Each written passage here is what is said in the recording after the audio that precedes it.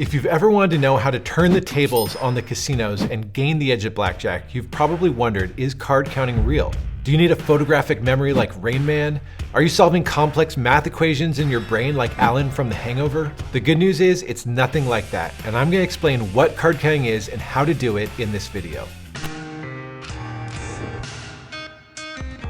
I'm Colin from Blackjack Apprenticeship, and I've been a professional card counter. I've run blackjack teams responsible for beating casinos for roughly $4 million, and now I provide training, tools, and community for card counters through Blackjack Apprenticeship. For regular tips, advice, and lessons on beating blackjack with card counting, make sure you subscribe below. Once in an earlier blackjack team I was playing on, we ended up in a back room of a casino with $140,000 in chips.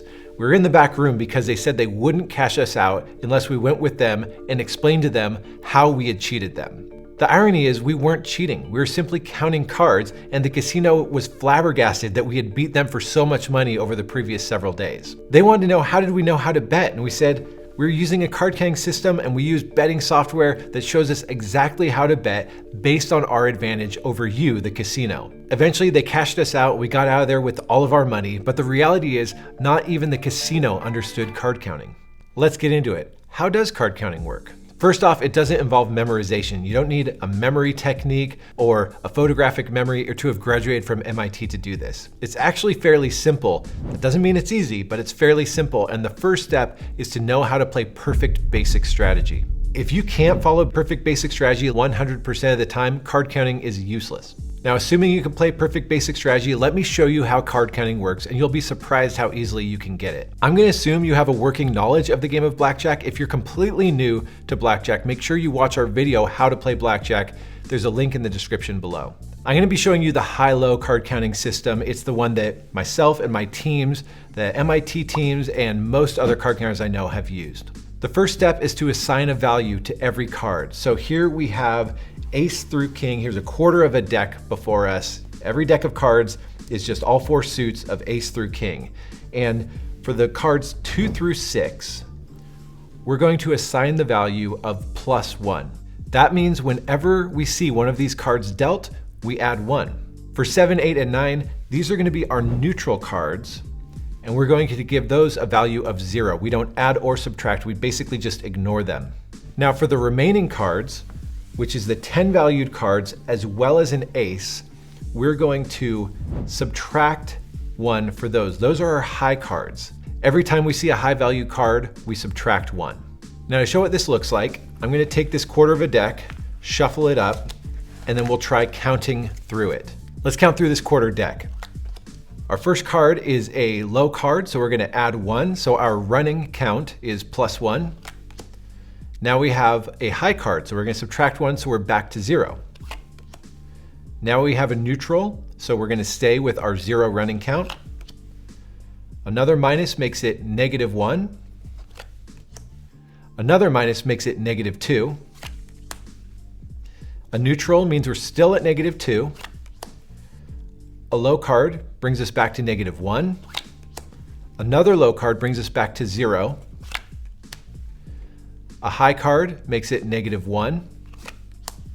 A neutral stays at -1. A low card brings us back to 0. Another low card means we're at +1, and with one card left, that means we know it has to be a high card because we have a +1 and we're going to always end at 0 with high-low count. So there's our high card, and we're back to 0. Let's try it again, but I'm just going to say the running count as I flip over the cards. Here we go.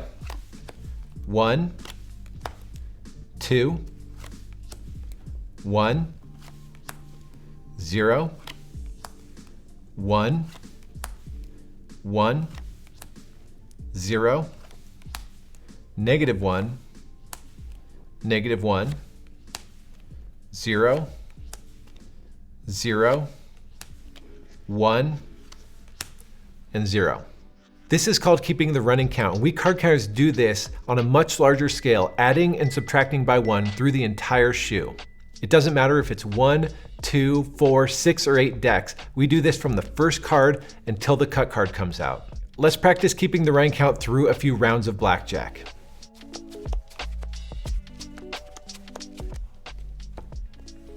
All right, we have 1, 2, 3, that's a neutral, 4, 3, and 2. So our running count is 2, and this first player is gonna hit. Now we're at +1, and they bust with the neutral, so still +1. Player 2 is gonna double. Now we're at +2, +3, and +2. So the running count's +2. We've got a push and a loss.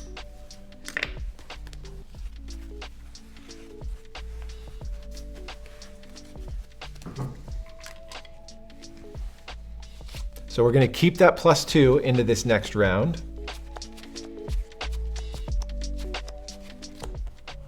Now we had 2, so now we have 3, 4, a couple of neutrals, 3, 4, 5. So we have a +5 running count. So this first player is going to hit,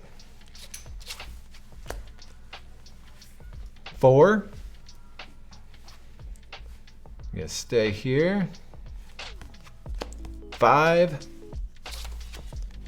6, and 5. Now we've got a +5 running count going into the next round. So you're gonna keep that number in your head and then start adding to it in the next round.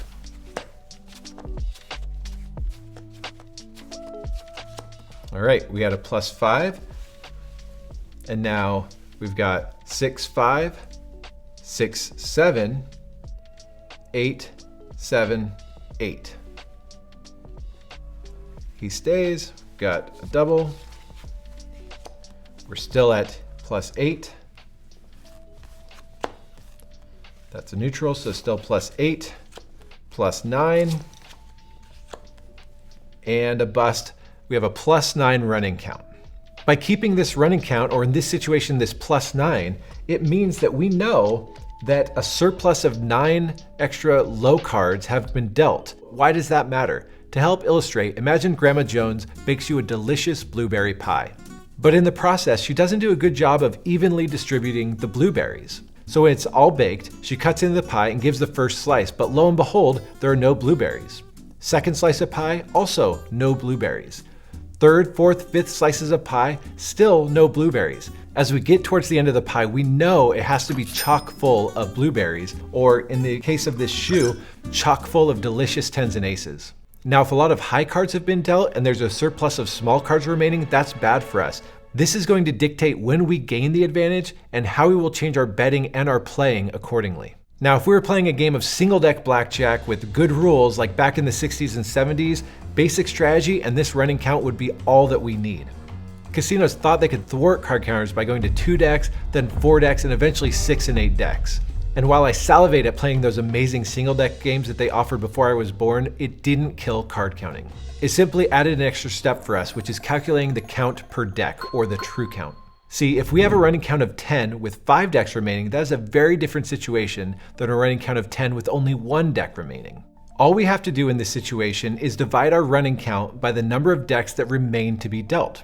So if we have a running 10 with 5 decks left, we say 10 divided by 5 gives us a true count of 2. If we have a running 10 with only 1 deck left, then 10 divided by 1 gives us a true count of 10. Here are a few more examples for you. Let's say we have a running 15 with 3 decks left. 15 divided by 3 gives us a true count of 5. Let's say we have a -12 with 4 decks left. -12 divided by 4 gives us a true count of -3. What if we have a running 8 with 3 decks left? That's going to give us a true count of 2, and you just ignore the remainder. The fourth step is to use the true count for our betting and playing decisions.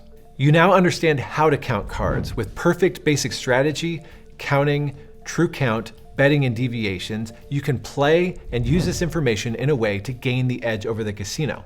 The bad news is simply having the information doesn't give you the edge. Not only do you need to be perfect at these skills, which takes many hours of practice, but you also have to know exactly how to bet, you have to know the exact playing deviations, and you have to acquire the art of card counting so you don't go in there and just get kicked out the minute you sit down and start card counting in a casino.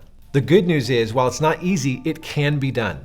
My card counting teams and I have done it for millions, and I've trained hundreds of card counters to employ these exact same strategies to beat casinos for large profits. Is it time to cash your paycheck and head straight to the casino? No, you need to know exactly how to become a professional card counter, which I cover in this video.